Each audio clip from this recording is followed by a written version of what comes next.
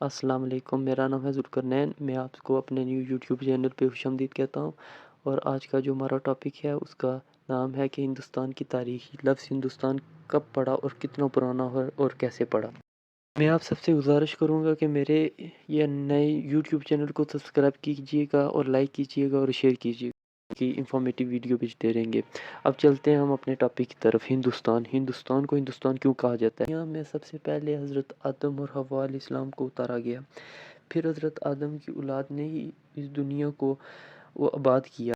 ہندوستان بھی دوسرے خطوں کی طرح حضرت آدم کی اولاد نے ہی آباد کیا۔ اب چلتے ہیں تفصیل کی طرف۔ حضرت نوح علیہ السلام کی قوم پر جب عذاب آیا، وہ طوفان آیا، حضرت نوح علیہ السلام کے طوفان کے بعد ان کے 3 بیٹے سام، یافس اور حام کو حضرت نوح علیہ السلام نے کھیتی باڑی اور کاروبار کا حکم دے کر دنیا کے چاروں طرف بھیج دیا۔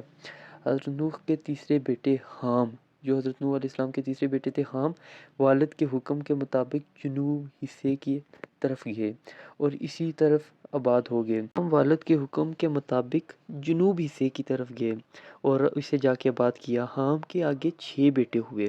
حام کے آگے 6 بیٹے ہوئے، ان میں سے ایک تھے ہند، سندھ، حبش، افرنچ، ہرمز اور بویا۔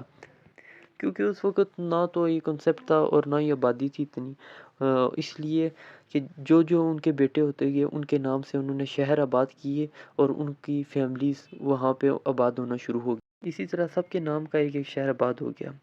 سب سے مشہور بیٹے تھے جو ہند تھے، انہی سے آگے ہندوستان آباد ہوا اور سندھ سے سندھ آباد ہوا۔ اسی طرح ہند کے آگے 4 بیٹے تھے، ان کا نام پورب، بننگ، دکن اور نہروال تھا۔ ہر بیٹے کے نام سے ایک شہر آباد ہو گیا، جس طرح ان کے ہند کا، سندھ کا، حبش کا، اس طرح جس طرح ان کے نام سے شہر آباد ہوتے گئے، اسی طرح ان کے نام سے بھی شہر آباد ہو گیا۔ اس طرح ان کی نسلیں جیسے جیسے آگے بڑھتی گئی، شہر آباد ہوتے رہے، ان کے نام سے ہی من جاتے رہے۔ جو اس شہر کو آباد کرتا اسی کے نام سے وہ جو تھا، اسی کے نام سے، اور یہ نام آج تک چلتے آ رہے ہیں۔ ہندوستان میں مختلف شہر ہیں جو آج تک جن کے یہ نام ہے، اور کچھ شہروں کے نام یہ 200 سال یا 100 سال پہلے یا 200 سال پہلے تبدیل کیے گئے۔ اب ہند کے بیٹے دکن کے گار 3 بیٹے پیدا ہوئے، مرہٹ، کنہڑا اور تلنگ۔ ہند کے بیٹے نہروال کے 3 بیٹے پیدا ہوئے، ان کے نام بروج، کنباج اور مالراج، ان کے نام سے یہ شہر آباد ہوئے۔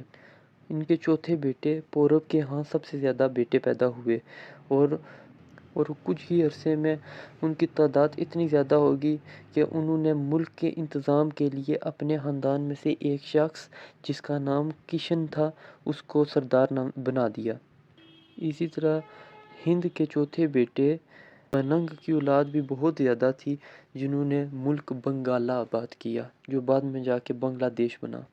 اسی طرح پھر ان کی آبادی آہستہ آہستہ بڑھتی گئی، اور ان کے بیٹے اس طرح جہاں جہاں یہ آگے جاتے گئے، انہوں نے ملک آباد کرنا شروع کر دیا، اور ہر نیا شہر جو بنایا وہ کسی کے نام سے منسوب کر دیا اور اسی کے نام سے چلتا گیا، اور اسی طرح ہندوستان میں مختلف اور بے شمار شہر بن گئے، اور جو ان کا جد امجد تھا وہ ہند تھا، جو حضرت نوح علیہ السلام کا بیٹا تھا۔